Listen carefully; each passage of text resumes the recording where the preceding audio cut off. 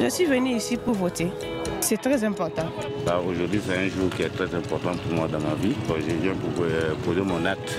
Pour te montrer que tu es vraiment citoyen de ton pays. Du moment que la démocratie est introduite dans le pays, donc quand tu as l'âge de voter, bon, tu dois aller voter.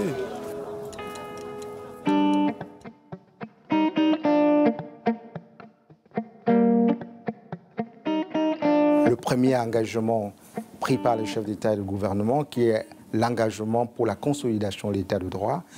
Le deuxième engagement, c'est pour la tenue d'élections libres, fiables et transparentes.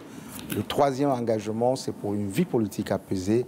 Et le quatrième engagement, c'est pour la promotion d'une culture démocratique, intériorisée et le plein respect des droits de l'homme. Notre intervention se situe, n'est-ce pas, en une double détente. Action politique, mais également soutenue toujours par une action technique. Et c'est ça la force de la francophonie. Si les autres peuvent venir avec cette dimension politique, la francophonie veut toujours comprendre pourquoi le problème politique s'est posé. Et pour trouver des solutions, il faut très souvent aller chercher des éléments d'ordre technique. La francophonie mène toujours une existence de proximité, avant, pendant et après le processus électoral.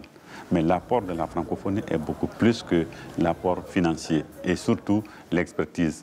L'assistance technique que la francophonie apporte, c'est une assistance de haut niveau et qui permet aux nationaux de s'approprier de l'expertise nécessaire pour les scrutins futurs.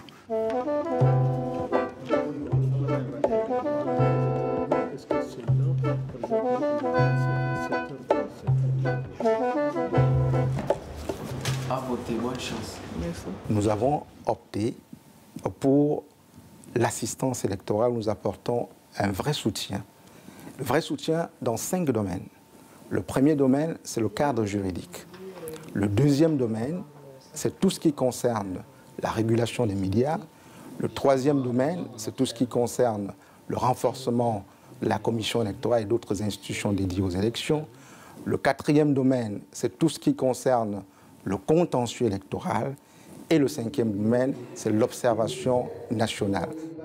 C'est le renforcement des capacités de manière générale et qui consiste dans chaque domaine, que ce soit les commissions électorales, que ce soit dans le domaine du contentieux, que ce soit dans le domaine de l'observation nationale des élections par la société civile, de pouvoir s'approprier les règles, le standard international en la matière, mais également les règles qui ont été mises en place au niveau national de manière à mener à bien et efficacement, n'est-ce pas, leurs actions.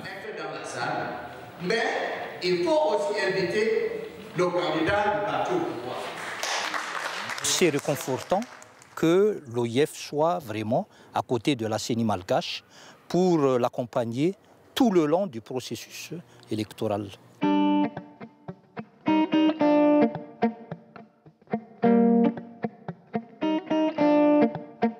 Il arrive que l'OIF envoie des missions dans des pays qui préparent des élections pour que des juges d'une cour constitutionnelle expérimentée apportent leur expertise ou aident les juges du pays où l'élection doit être organisée pour s'approprier ces textes.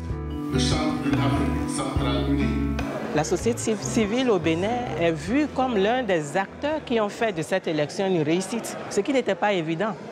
Et nous l'avons fait grâce à des financements comme celui de l'Organisation internationale de la francophonie.